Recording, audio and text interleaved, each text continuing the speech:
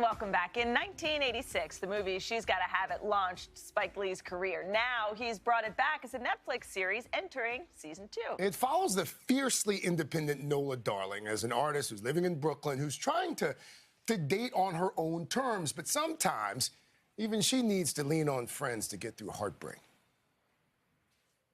I know your heart is kind of broken right now, and I'm really sorry about that. But you should know this, man.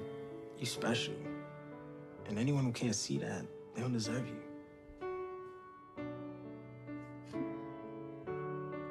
Thank you, Mars. That means a lot.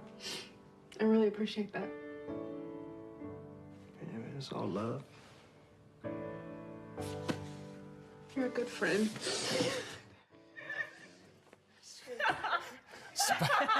Spike Lee is the co-creator They and cut it executive off producer. at the right moment. We had to. This is morning television. Spike Lee, of course, the executive producer, director, creator. DeWanda Wise plays Nola Darling. Good to see both of you. It's a heck of a series, but there's a lot of nudity. There's a lot of sex in this. That wasn't the first when the film came out back in 1986. So, Yeah. But this is tonight at midnight. Second season streams. So it's Memorial Day weekend, so binge and barbecue and binge. What's funny is you weren't even born. If I've done my math right, you weren't born when Spike dropped this in '86, were you? No. But you were familiar with it. I was. I mean, you know, there's only a couple of, like, black cinematic icons, and Nola Darling is probably top 2. You know what I mean? Yes, I do. And to bring something back that was in the 80s, I mean, how do you make it new? How do you make it fresh, especially going into the second season? Well, it was my wife's idea, Tanya's idea. I never even thought about it.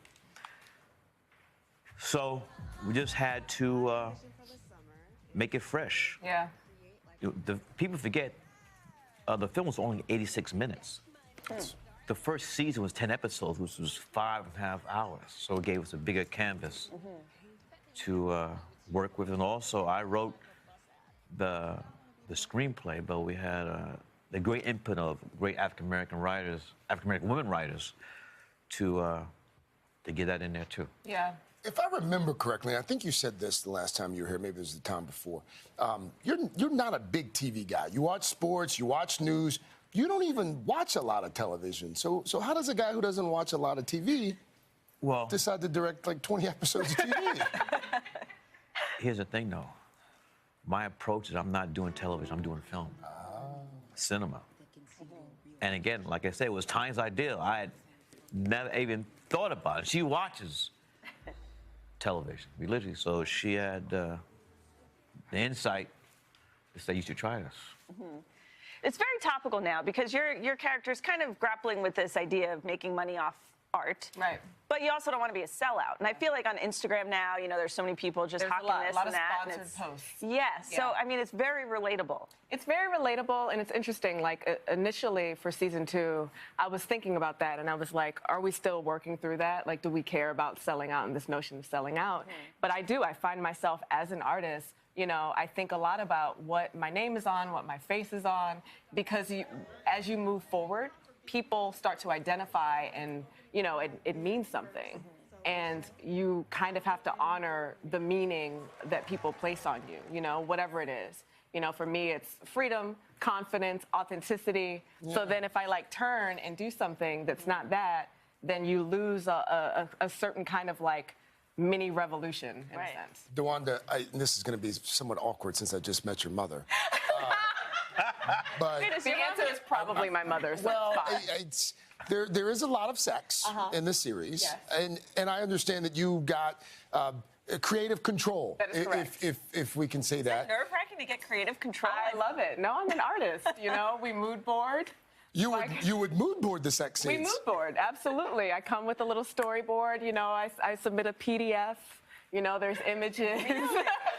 And does your mom watch? Yes, my mother's seen every single episode. My mother says she's the original Nola Darling. Wow. I didn't hear that. Wow. Wow. Let me thank you. Wow. On national television. Well, I have you here, Robert Smith, over the weekend. Yes. You're a Morehouse guy, graduated in '79. So he, forgives the entire debt of everyone sitting there. $40 million.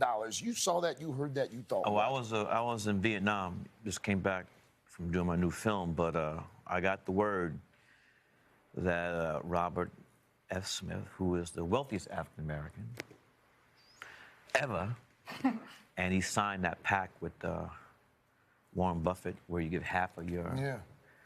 And he was the commencement speaker at Morehouse, and he surprised everybody. And during the commencement speech, he said, "Class of 2019," I'm paraphrasing. Yeah. Class of 2019, I'm gonna pay your student loans. So when you leave Morehouse, It's incredible.